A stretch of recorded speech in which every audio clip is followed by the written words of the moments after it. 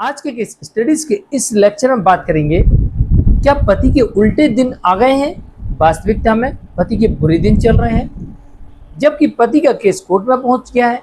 फिर भी क्या पुलिस पति के घर आ सकती है, पति को अरेस्ट कर सकती है, कोर्ट पति को जेल भेज सकती है? क्या ऐसा हो सकता है? आमतौर पर देखा गया है कि एक बार मामला कोर्ट के अधीन पहुंच जाता है, उसके बाद पुलिस का कोई रोल नहीं रहता। लेकिन जब कोई रोल नहीं होता है तो पुलिस बीच में कैसे पति को अरेस्ट कर सकती है और कोर्ट पति को क्यों जेल भेजेगी? चलिए आज के स्टडीज के इस लेक्चर में आपको वो कारण बताते हैं जो पति को ध्यानपूर्वक समझना है और ये गलतियां कभी नहीं करना है, वरना वाकई में बुरे दिन शुरू हो जाएंगे। जय जिनेंद्र मुकेश जैन। वीडियो को लाइक और शेयर कर दीजिए और इस तरह के जजमेंट्स का पैकेज पाने के लिए जिसमें लगभग आपको 200 जजमेंट्स मिलते हैं या अन्य किसी जानकारी दिए गए नंबर पर आप संपर्क कर सकते हैं। चलिए शुरुआत करते हैं। नंबर 1, पति को एक बात विशेष ध्यान रखनी चाहिए, जब वो बेल ले लेता है, बेल लेते समय कोर्ट कुछ अपनी तरफ से टर्म एवं कंडीशन उस बेल बॉन्ड में लिख देती है। तो बेल बॉन्ड की कॉपी पति के पास में होना चाहिए कि जो बेल मिला है उस बेल में क्या क्या शर्तें, यानी किन किन शर्तों के आधार पर पति को जमानत मिली है, और उन शर्तों का पति को गंभीरता से पालन करना चाहिए। उसमें किसी प्रकार की कोई त्रुटि नहीं करना चाहिए, अन्यथा आपकी बेल कैंसिल हो सकती है और आपको जेल जाना पड़ सकता है, आपको पुलिस अरेस्ट कर सकती है। क्यों करेगी अरेस्ट? क्योंकि बेल कैंसिल हो जाएगी, कोर्ट आदेश कर देगी, वारंट निकाल देगी, पुलिस पकड़ के लाएगी या कोर्ट के सामने खड़ा कर देगी, कोर्ट उठा के आपको जेल भेज देगी। ध्यान रहे आपको किन किन शर्तों के आधार पर बेल मिली है, वरना आपकी बेल कैंसिल हो सकती है अगर आपने शर्तों का पालन नहीं किया तो। ये बात ध्यान रखिएगा, इसलिए शर्तों का पालन करना आवश्यक होता है। नंबर 2, मेंटेनेंस के केस में आदेश होने के बाद ये ना सोचें कि मुझे भरण पोषण नहीं देना पड़ेगा, मैं तो हाई कोर्ट सुप्रीम कोर्ट में चला गया हूँ, अपील फाइल कर दिया है, अब मुझे नहीं देना पड़ेगा। एक बात ध्यान रखिएगा, मेंटेनेंस के केस में कोर्ट तत्काल स्टे बहुत कम केसेस में देती है, यानी जिस केस में कोर्ट को ऐसा लगता है कि तत्काल स्टे देना चाहिए, वाकई में आदेश निचली कोर्ट से गलत हो गया है, तो ही तत्काल में देती है, अन्यथा आमतौर पर आप ये कह सकते हैं 80% केसेस में तत्काल स्टे नहीं मिलता है। और जब तत्काल स्टे नहीं मिलता और हाई कोर्ट सुप्रीम कोर्ट में मामले लंबित होते हैं और वहाँ सुनवाई में देरी लगती है, यहाँ रिकवरी शुरू हो जाती है और आप रिकवरी में पैसा जमा नहीं करते या पैसे की व्यवस्था नहीं करते हैं, तो आपको कोर्ट जेल भेज देती है, आपके खिलाफ वारंट इशू हो जाता है, पुलिस आपके घर पहुंच जाती है, आपको अरेस्ट कर लेती है और कोर्ट आपको जेल भेज देती है। तो जब भी आपके विरुद्ध मेंटेनेंस का आदेश हो जाए, आप सबसे पहले पैसे की व्यवस्था करें और साथ ही अपील फाइल करें।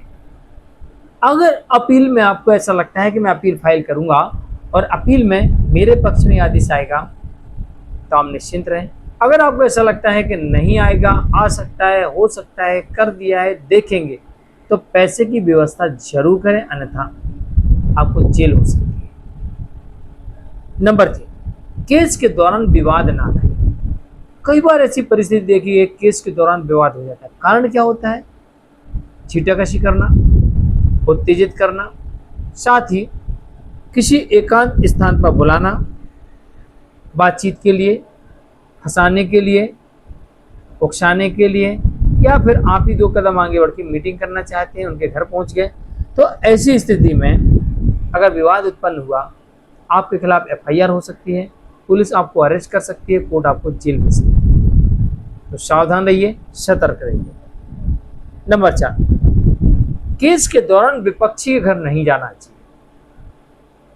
ध्यान रहे, केस चल रहा है, कोर्ट ने कोई आदेश नहीं किया, आप अपनी मर्जी से विपक्षी घर जाते हैं और वहाँ पर कुछ कहासुनी हो जाती है, मारपीट हो सकती है, आपके खिलाफ FIR हो सकती है, आपको केस में फंसाया जा सकता है, यहाँ तक कि आपकी जान भी जा सकती है। तो ध्यान रहे, केस के दौरान आपको विपक्षी के घर नहीं जाना है, विपक्षी के बुलाने पर एकांत स्थान पर नहीं जाना है। जो कुछ बात करनी है कोर्ट के अंदर करेंगे, आपके वकील साहब करेंगे, जज साहब करेंगे, आपको विपक्षी से बिल्कुल भी नहीं मिलना है केस के दौरान, या फिर कोर्ट का आदेश हो तो आप जा सकते हैं। नंबर 5, केस के दौरान पैसे का लेन देन। केस के दौरान पैसे का लेन देन कोर्ट के बाहर नहीं करना। कई बार ऐसा देखा गया है कि फ़ोन पे, पेटीएम, गूगल पे, आप इन वॉलेट से वाइफ के अकाउंट में उसके मेंटेनेंस की राशि दे देते हैं। फिर वो कहती साहब हमको तो मिला ही नहीं, मेरे खाते में आई नहीं, क्योंकि जो उसका वॉलेट चल रहा था वो किसी अन्य व्यक्ति का उसमें नंबर चल रहा था, खाता चल रहा था उसमें, या किसी और का था। मान लीजिए वो सिम पिताजी के नाम से रजिस्टर थी और पिताजी के बैंक में खाता है, इसलिए वो मोबाइल नंबर का जो वॉलेट चल रहा था वो पिताजी के नाम की सिम पे चल रहा था, पिताजी के खाते में पैसे जा रहे थे और आप दिए जा रहे थे।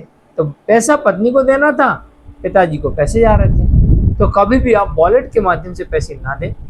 जो भी आपको भरण पोषण की राशि दे रहे हैं, कोर्ट से डिमांड करें कि हुजूर मुझे बैंक अकाउंट इनका दिलवाया जाए, और कोर्ट ऑर्डर शीट पर लिख के देगी फला फला अकाउंट नंबर में आपको पैसे जमा करना है।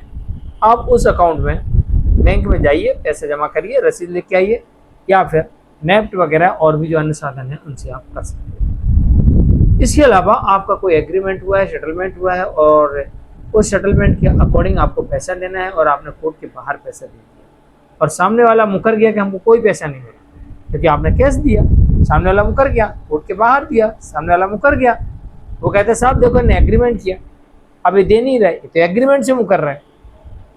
यहाँ पर भी आपके घर पुलिस आ सकती है, आपके खिलाफ कार्रवाई हो सकती है, आपको जेल जाना हो सकता है। इसलिए कोई भी लेन देन करें बैंक डिमांड ड्राफ्ट के माध्यम से करें, और जो मेंटेनेंस का पैसा है उसे हर महीने बैंक अकाउंट में ट्रांसफर करें। अगर आप ऐसा करते हैं तो उम्मीद है कि केस के दौरान आपके घर पुलिस कभी नहीं आएगी और आपको जेल भी नहीं जाना पड़ेगा, और आपका बेल भी कैंसिल नहीं होगा, और आपकी तरफ से कोई त्रुटि भी नहीं। तो इन 5 बातों का विशेष ध्यान रखें। अक्सर मैंने देखा है कि पति छोटी छोटी सी गलतियां करता है और अपनी गलतियों की वजह से पूरी तरह से फंस जाता है। अभी पिछले हफ्ते की बात है, एक मेरे पास में केस आया था जिसमें मैंने देखा कि कोर्ट का मेंटेनेंस का आदेश हो चुका है, और जो पति को बेल मिली है 4988 वाले मामले में, दहेज उत्पीड़न वाले मामले में, BNS 85 वाले मामले हैं, उसमें जमानत के बेल में, जमानत में स्पष्ट लिखा हुआ है कि आपको जमानत इस आधार पर दी जा रही है कि आप अपनी पत्नी को भरण पोषण के केस का जो आदेश हुआ है उसका पालन करेंगे। अगर आप उसका पालन नहीं करते हैं तो बेल कैंसिल मानी जाएगी, साफ लिखा। अब पति क्या कर रहा है, पैसे नहीं दे रहा क्योंकि मैं अपील में गया हूँ, उसमें लिखा हुआ है ये बेल कैंसिल मानी जाएगी अगर आपने पैसे नहीं दिया। अब पति पैसे नहीं दे रहा, यानी कि बेल ऑटोमेटिकली कैंसिल हो गई। अगर पत्नी के वकील साहब ने ये बेल बॉन्ड जो है, जो बेल की कंडीशंस हैं, ये कंडीशंस जो हैं ये कोर्ट के समक्ष रख दी कि हुजूर देखिए ये तो मेंटेनेंस दे नहीं रहा, आपने बेल देते समय कंडीशन लगाई थी कि अगर आपने भरण पोषण का पैसा नहीं दिया तो बेल कैंसिल मानी जाएगी। तो बेल तो कैंसिल है, ये व्यक्ति आज़ाद कैसे है, इसको तो जेल भेजो। कोर्ट 2 मिनट में आपको जेल भेज देगी और आप कोर्ट में नहीं रहेंगे तो आपके खिलाफ वारंट निकल जाएगा और पुलिस आपको घर से पकड़ के लाएगी और जेल भेज देगी। तो इस तरह की गलतियां आपको कभी नहीं करना चाहिए। केस जैन आज के लिए इतना ही। वीडियो को एक बार लाइक और शेयर कर दीजिए। नमस्कार।